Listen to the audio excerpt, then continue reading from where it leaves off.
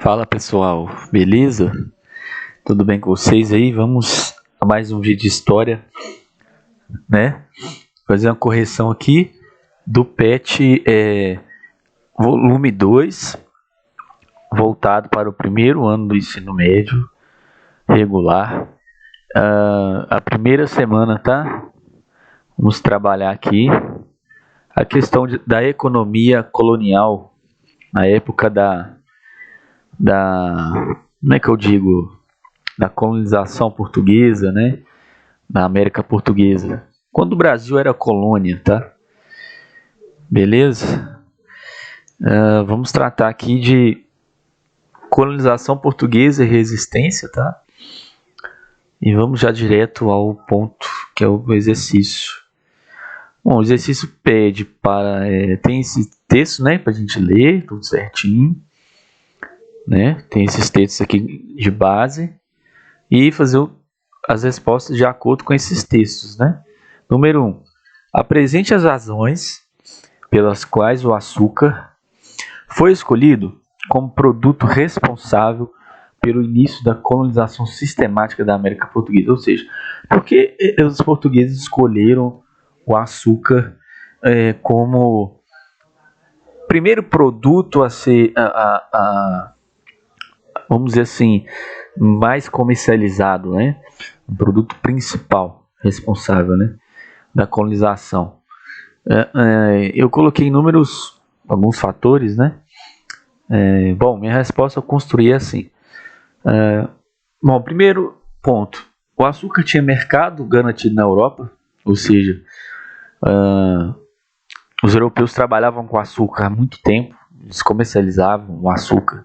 Eles tinham uma cultura de cultuar o açúcar, né? De construir, de fabricar o açúcar.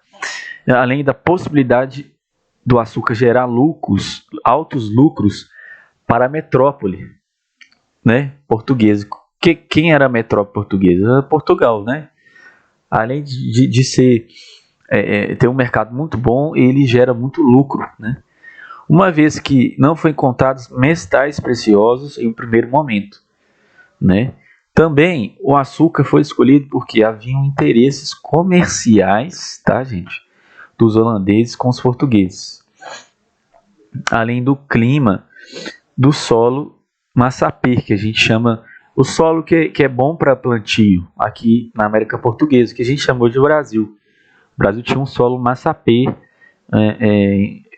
que, se eu não me engano, existe até hoje, era excelente para plantio. Ainda a experiência portuguesa com a produção do açúcar, né, que liga um pouquinho com o mercado aí. Os portugueses já tinham experiência com produção de açúcar, né? E outra coisa que eu queria explorar tanto é que esse interesse que os portugueses holandeses tinham com os portugueses é no sentido de que os portugueses fabricavam o açúcar, né, na colônia aqui portuguesa, na América Portuguesa, e quem refinava o açúcar de fato, fazia esse processo mais se tornar o açúcar propício ao que os portugueses queriam, eram os holandeses, tá? Então são esses fatores, são muitos fatores, né, que ajudam a explicar a inserção, a introdução do açúcar na colonização portuguesa, tá? Da América, na nossa América Portuguesa, que a gente chama de Brasil. Número 2, explica a razão pela qual os proprietários de engenhos reais lucravam muito mais do que arrendatários e lavradores livres, né? Tá de acordo com esse texto aqui, né, gente? O texto do engenho colonial, tá? Resposta número 2. Por que os proprietários de engenho lucravam mais do que os seus lavradores livres, né? Bom, preferiram beneficiar a casa de arrendatários e lavradores livres, lucrando no beneficiamento, ou seja, com a renda industrial. Em geral, metade do açúcar é levado para ser beneficiado em seu engenho. O que acontece é que donos, senhores de engenho, nem todos plantavam a cana, nem todos. Aí alguns arrendatários e trabalhadores livres plantavam a cana no engenho do senhor. né? Eles não tinham a cana, e essas pessoas plantavam a cana nesse engenho do senhor. E em troca, o senhor recebia metade do produto final. Ou seja, ele não tinha muito trabalho, né, com a produção do açúcar no engenho. Alguns senhores, né? E aí esse trabalhador livre ou esse arrendatário que cedia o açúcar ou fazia toda a produção, ele tinha que ceder a metade do produto final, né, que é o açúcar. Metade do valor do açúcar vendido ele tinha que dar para o senhor. Então quem saía benéfico nisso aí era o senhor de engenho, né? Nesse caso. Número 3. Para número 3. Quais eram os mecanismos que compunham o engenho de produção? Nós temos aqui, basicamente, o engenho, eu fiz um esquema aqui, era um lugar onde produzia açúcar, né? E aí eu fiz um esquema, né, que pode explicitar aqui para vocês aqui um pouquinho, né? No engenho a gente tinha plantação de cana, né? Nos canaviais, né? Setor agrícola. Tinha a casa de engenho onde ficava o senhor, o setor fabril onde você fabricava o açúcar, né? A fabricação do açúcar industrial, né?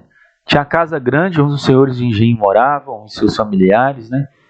A senzala, onde os escravos ficavam, eram despojados, tratados com violência, né? E jogados mesmo.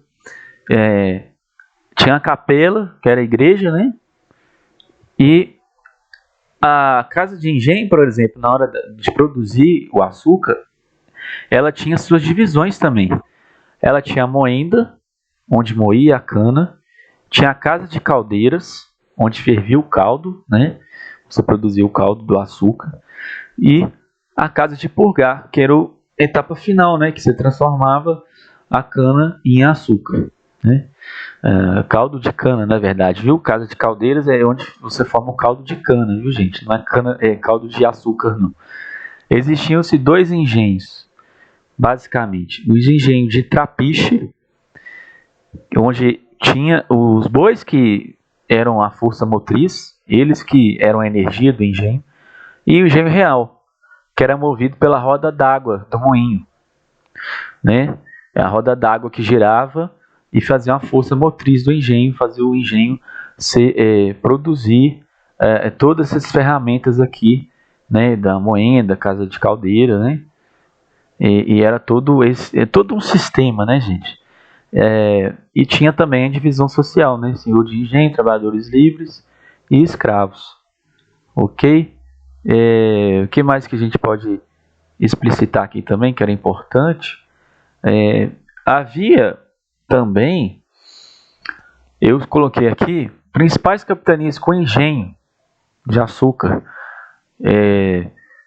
que deram muito certo na América Portuguesa: Bahia, Pernambuco e São Vicente. São Vicente é o que a gente chamou de São Paulo, tá? Beleza? Muito famoso, São Paulo até hoje é famoso por várias plantações de açúcar, né? No Brasil, nos canaviais. Então, são esses 3 exemplos aí, tá bom, gente? É isso aí. Certinho, é a primeira semana. E até o próximo vídeo aí.